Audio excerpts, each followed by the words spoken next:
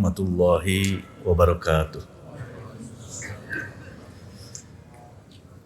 Alhamdulillah wa syukru ala ni'amillah la hawla wa la quwwata illa billah. Asyhadu an la ilaha illallah wahdahu la syarikalah wa asyhadu anna Muhammadan abduhu wa rasuluhu alladzi la nabiyya ba'dah. Allahumma salli wa sallim ala Muhammad wa ala alihi wa ashabihi wa man tabi'ahu ila yaumil qiyamah. Amma ba'du wa alamu wa fahamu maqalallahu ta'ala bil Qur'anil Karim. A'udzu billahi minasyaitonir rajim. Ya ayyuhalladzina amanu taqullaha wa tanzur nafsum ma qaddamat ligad wattaqullaha innallaha khabirum bima ta'malun. Bapak-bapak, ibu-ibu, hadirin hadirat jamaah Masjid Raya Al-Jabar yang dirahmati Allah Subhanahu wa taala.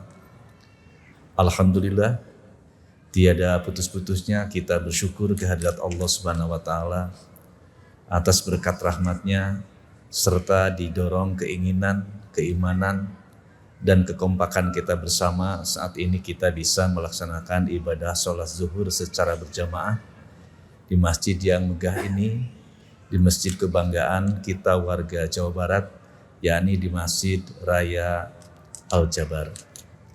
Mudah-mudahan kita yang melaksanakan ibadah sholat zuhur saat ini di Masjid Al-Jabar ini, Allah menjadikan ibadah kita sebagai amalan sholihan, amalan mutaqabbalan, amal yang diterima oleh Allah Subhanahu wa taala. Bapak-bapak dan ibu-ibu yang dirahmati Allah Subhanahu wa taala, hari ini adalah merupakan hari detik-detik terakhir kita akan meninggalkan bulan Rajab. Insya Allah sebentar lagi, hanya beberapa hari lagi, tinggal menghitung hari, kita akan memasuki kepada bulan Sya'ban. Sehabis Sya'ban kita masuk ke bulan Ramadan. Namun kali ini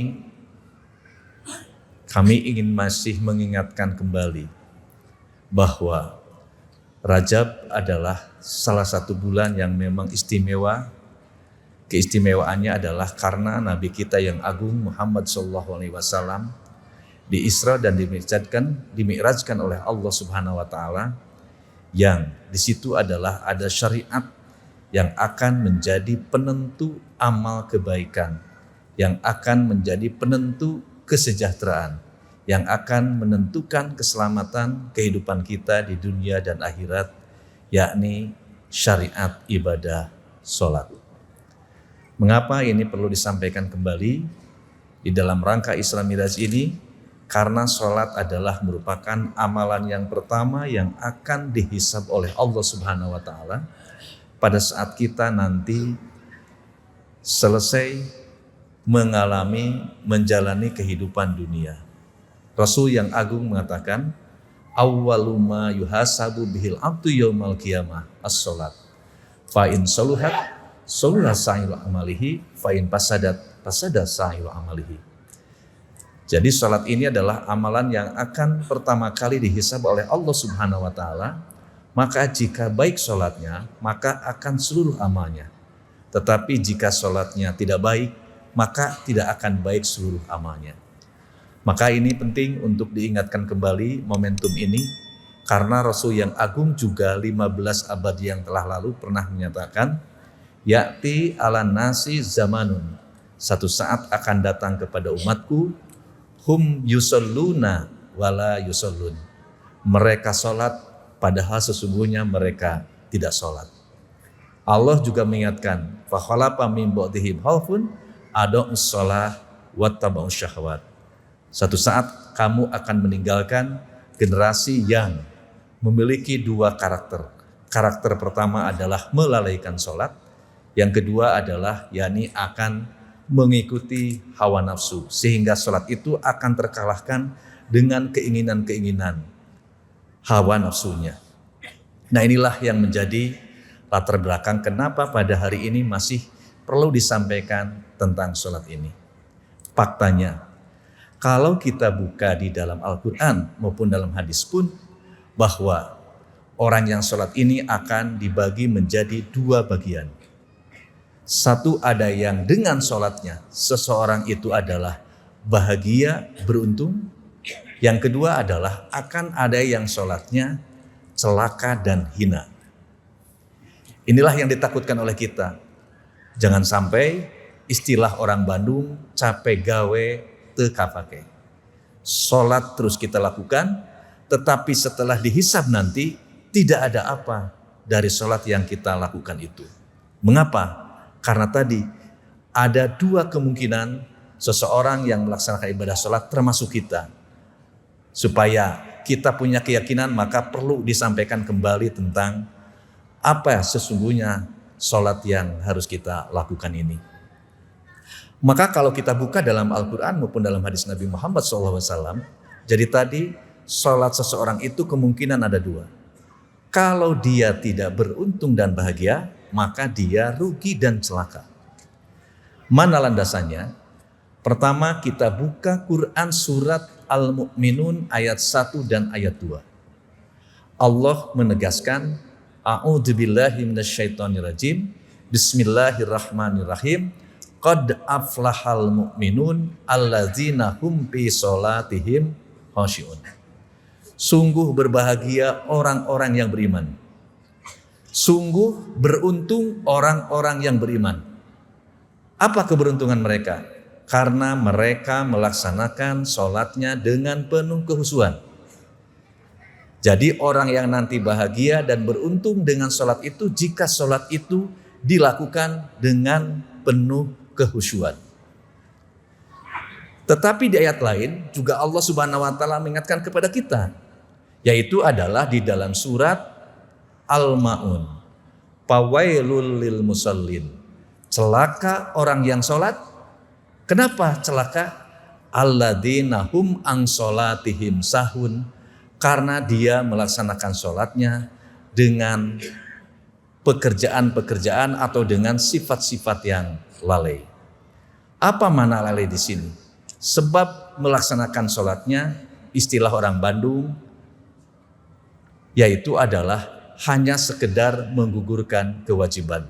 Tidak dimaknai bahwa sholat itu adalah merupakan kebutuhan yang sangat penting untuk keselamatan hidup dunia dan akhirat kita. Jika kita mau sholat, hakikatnya adalah kita akan berdialog. Kita akan bertemu dengan Allah Subhanahu wa ta'ala. Idealnya, kalau bertemu dengan Allah tentu kita harus mempersiapkan sebaik mungkin, seserius mungkin. Kalau kita bandingkan dengan andaikan kita diundang oleh Bapak Presiden, diundang oleh Bapak Gubernur, diundang oleh Bapak Bupati atau wali kotanya masing-masing di tempatnya masing-masing, tentu akan mempersiapkan sedemikian rupa. Dari apa? Satu, dari sisi waktunya. Dua, dari sisi kostumnya, pakaiannya. Ketiga, adalah dari sisi persiapan-persiapan lainnya. Maka jangan sampai sholat kita itu adalah terkalahkan dengan hal-hal yang kayak begitu. Kita saja mau menghadap presiden, menghadapi gubernur begitu sangat serius. Kenapa kita mau menghadap Allah Subhanahu wa ta'ala? Kadang-kadang seadanya. Pernahkah kita sudah mempersiapkan saat mau sholat zuhur ini, saat mau sholat asar nanti, saat mau sholat maghrib nanti, pada saat sholat isya nanti, pada saat mau sholat subuh nanti? Andaikan itulah sholat-sholat wajib, apalagi kalau ditambah dengan sholat-sholat sunat, mempersiapkan seserius mungkin karena kita akan berhadapan dengan Allah Subhanahu wa ta'ala. Mohon maaf, jangan sampai kita menghadap kepada Allah Subhanahu wa ta'ala dengan pakaian seadanya.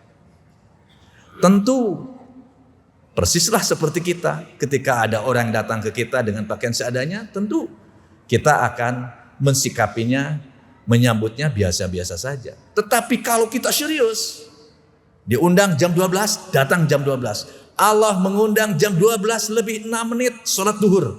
Maka jam 12 sudah standby, maka Allah akan senang. Karena apa? Oh ya, dia itu serius. Begitu juga sama. Kalau kita diundang sama Pak Gubernur jam 12, terus kita datang jam 1. Apakah memungkinkan dilayani? Apalagi kalau sudah ada agenda-agenda yang lainnya, tentu kita akan ditinggalkan. Oleh karena itu, inilah betapa pentingnya hati-hati. bahwa seseorang bisa sholatnya karena sahun, lalai dalam persiapannya, lalai dalam pakaiannya, lalai dalam waktunya, maupun lalai dalam bacaan-bacaannya yang disampaikan. Sebab kalau kita berhadapan dengan Pak Gubernur, bisa jadi kita sudah mempersiapkan dalam bentuk tulisan. Apa saja poin-poin yang akan disampaikan. Kita berhadapan dengan Allah Subhanahu wa Ta'ala harus dipersiapkan. Bahasanya harus jelas, harus simpel, harus tegas, bahkan harus dimengerti oleh Allah Subhanahu wa Ta'ala. Oleh karena itu, bacaan yang kita baca, mulai dari takbir, ketika membaca doa iftitah, apakah doa iftitah itu adalah sudah betul-betul dipahami sehingga kita betul-betul meminta sama Allah Subhanahu wa Ta'ala. Ini yang penting untuk kita perhatikan. Mengapa momentum ini adalah untuk dijadikan sebagai bahan renungan kita. Apakah sholat kita ini adalah akan menjadi sholat yang rugi atau sholat yang beruntung? Yang kedua digambarkan oleh Allah Subhanahu wa Ta'ala, sholat rugi itu kenapa? Ro'un. Yang dimana sholatnya itu adalah hanya ingin dipandang orang, ingin dipuji orang, ingin diberikan apresiasi sama orang. Sehingga niatnya pun bukan karena Allah.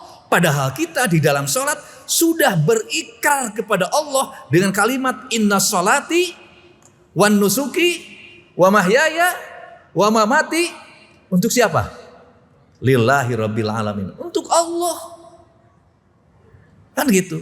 Andaikan kita misalkan dengan pasangan hidup kita, ketika kita mengatakan, Mama, apakah masih sayang sama Bapak? Sayang. Tapi masih membuat sayang lagi kepada yang lain. Bagaimana perasaan kita? Oleh karena itu harus tauhid. Harus satu pandangan, satu wajah, satu ucap dan satu tindakan ketika berhadapan dengan Allah Subhanahu wa Ta'ala. Yang kedua adalah ro'un. Bisa karena ria, ingin dilihat orang, ingin dipuji orang. Dan yang ketiga adalah wayamnaunal ma'un. Salat kita celaka, hina, rugi jika apa? Salat yang kita lakukan ternyata tidak memberikan dampak. Padahal salat itu hanya syariat, tetapi hakikat yang ingin diciptakan oleh Allah, di mana manusia dengan salat itu adalah di situ adalah ada kedisiplinan, di situ adalah ada kebersihan, di situ adalah kebersamaan berjamaah, dan di situlah ada komitmen kepada Allah Subhanahu wa Ta'ala. Artinya setelah selesai itu maka harus memunculkan sifat disiplin. Kaum muslimin tidak ada dalilnya kita tidak disiplin. Kenapa? Sebab kita sudah biasa sholat. Jika sholatnya lalai, dipastikan dalam amalan apapun akan lalai. Jika sholatnya itu adalah tidak berjamaah, pinginnya masing-masing, maka dalam kehidupan lainnya pun akan sama. Oleh karena itu, Bapak dan Ibu yang dirahmati Allah Subhanahu wa Ta'ala, hati-hati dengan 3 ciri ini. Jika ada dalam diri kita, maka rubah. Maka rubah supaya kita menjadi orang yang beruntung. Bagaimana supaya beruntung? Tadi disampaikan dalam surat Al-Mu'minun, allazina hum fi sholatihim khashi'un. Supaya salat kita beruntung, bahagia, dan nanti kita bisa memetik buah hasilnya, dan di dunia juga adalah nanti bisa memberikan dampak yang positif bagi hidup dan kehidupan kita. Maka lakukanlah sholat dengan penuh kehusuan. Bagaimana supaya kita bisa sholat khusyuk? Paling tidak ada 5 strategi supaya sholat kita khusyuk. Pertama, niatnya harus lurus. Betul-betul karena Allah Subhanahu wa Ta'ala. Bukan karena faktor-faktor yang lain. Sebab kalau faktor yang lain kita sholat, terus kita tidak sesuai dengan yang diharapkan dari sholat, maka kita akan kecewa. Tidak sedikit orang, mohon maaf, yang rajin sholat duha, yang rajin sholat tahajud, tetapi niatnya bukan karena Allah Subhanahu wa Ta'ala, karena ingin kaya, karena ingin jualannya laku, karena karirnya ingin cemerlang. Ketika belum diperlihatkan kecemerlangan dalam karirnya, ketika usahanya tidak jalan, maka dia mengatakan sering tahajud tapi tidak pernah dikabulkan oleh Allah Subhanahu wa Ta'ala. Kalau ada orang yang mengatakan begitu, berarti bahwa niat sholatnya bukan karena Allah Subhanahu wa Ta'ala, tetapi faktornya adalah karena faktor yang tadi. Yang kedua, supaya sholat kita khusyuk adalah maka ketepatan syariat. Apa yang disebut dengan syariat itu? Hukumnya, aturan mainnya kita harus tahu. Jangan sampai kita sholat tidak tahu aturan hukumnya. Kenapa kita sholat duhur yang barusan 4 rakaat dilakukannya? Tidak 2 rakaat, tidak 3 rakaat. Jawabannya adalah karena hukumnya sholat zuhur itu 4 rakaat, sholat subuh 2 rakaat, sholat maghrib 3 rakaat. Itu yang perlu kita ketahui. Akan lebih jelas lagi, lebih yakin lagi jika kita langsung melihat secara ainul yakin dalil-dalilnya, keterangan-keterangannya, baik yang ada dalam Al-Quran maupun yang ada di dalam hadis Nabi Muhammad SAW. Nah ini, oleh karena itu momentum Isra Mi'raj itu, momentum Rajaban ini bagi kita umat Islam supaya sholat kita menjadi sholat yang khusyuk. Baca kembali, buka-buka Al-Quran, buka-buka bab sholat. Apakah sholat kita sudah seperti sholatnya Nabi Muhammad SAW atau belum? Sebab kalau tidak sesuai dengan sholatnya Nabi Muhammad, Nabi yang agung mengatakan bahwa rodun tentu akan ditolak oleh Allah Subhanahu wa Ta'ala. Yang ketiga, sholat khusyuk bisa kita wujudkan atau sholat khusyuk bisa kita raih jika sholat itu dilakukan dengan ketepatan kaifiat. Apa tata caranya? Tata caranya harus seperti apa yang pernah dilakukan oleh Nabi. Sebab Nabi pun mengatakan, "Shollu kama ra'aitumuni usolli." Salatlah kamu seperti salatku ini. Jika tidak sesuai dengan salatku ini, fahuwa raddun. Baca itu. Ya, mulai dari takbir, apakah duduknya antara 2 sujud sudah benar? Pada saat kita rukunya sudah betul-betul datar, pada saat kita sujudnya sudah benar. Terus bagaimana posisi kaki pada saat kita sedang i'tidal? Sebab kalau tidak sesuai dengan apa yang diajarkan Rasulullah Muhammad SAW, fahuwa raddun, tertolak. Nah ini pentingnya. Yang ketiga, yang keempat adalah sholat khusyuk bisa diraih oleh kita jika sholat itu tepat saatnya. Apa saat itu? Artinya waktunya. Waktunya sudah ditentukan. Innas sholata kanat alal mu'minina kitaban mauquta. Zuhur kapan, asar kapan, maghrib kapan. Sehingga sahabat pernah bertanya kepada Rasulullah, "Ya Rasulullah, tunjukkanlah kepadaku amalan apa yang paling terbaik di dalam hidup ini."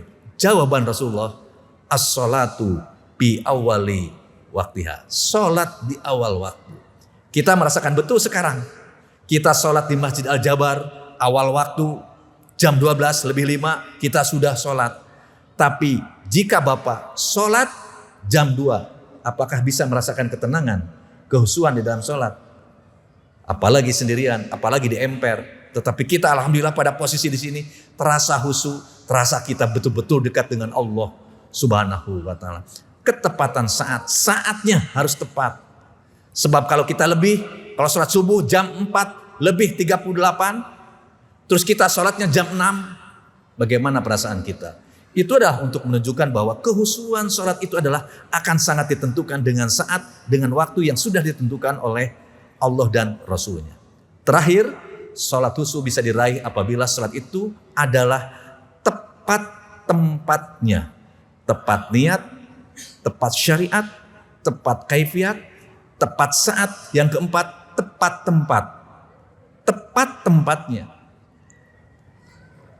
Bapak dan Ibu sekarang merasakan tenang sholat di Al-Jabar ini. Kenapa? Karena tepat tempatnya. Inilah tempat sujud kita. Apa namanya itu? Karpetnya empuk, harum, dari atas AC, lampu-lampu yang enak, suasana terasa bahwa kita sedang sholat. Tapi kalau kita mohon maaf, pulang dari sini, Bapak ini yang dari Kuningan, pas pulang di sini nanti di rest area, kita akan temukan yang namanya musola di rest area. Apalagi di musim hujan seperti ini, kita sholat, coba bandingkan antara sholat di masjid, musolanya, rest area dengan di Masjid Al-Jabar ini jauh berbeda. Apalagi kalau sajadahnya, tempat sujudnya itu adalah sudah bau cimeting, cek orang Garut itu. Yaitu sudah bau karena banyak air yang tertetes di atas sajadah itu. Apakah kita bisa lama-lama untuk sujud? Apakah bisa lama-lama untuk kita berdoa? Dipastikan tidak. Tetapi kalau di sini kita merasakan nikmatnya bagaimana sujud. Padahal Rasul yang agung Muhammad SAW sangat mencintai kepada orang-orang yang bersujud lama sambil berdoa memohon kepada Allah, dan Allah pun akan mengabulkan doa-doa orang yang sedang bersujud. Kalau di musola terminal, kalau di musola rest area, dipastikan kita tidak akan merasakan nikmatnya. Yang ada hanya menggugurkan kewajiban saja untuk menghilangkan kewaswasan saja. Ini karena belum sholat asar, sholat padahal sholat kita adalah tidak bermakna, tidak berkualitas, tidak bermutu, sehingga sholat kita itu bisa jadi ke kategori sahun. Oleh karena itu bapak-bapak dan ibu-ibu yang dirahmati Allah Subhanahu wa taala, mari momentum ini kita jadikan untuk mengevaluasi sholat kita supaya sholat kita khusyuk. Kenapa kita harus khusyuk? Supaya kita menjadi orang yang beruntung di dunia dan di akhirat. Barangkali itu saja yang ingin saya sampaikan pada kesempatan yang sangat singkat ini.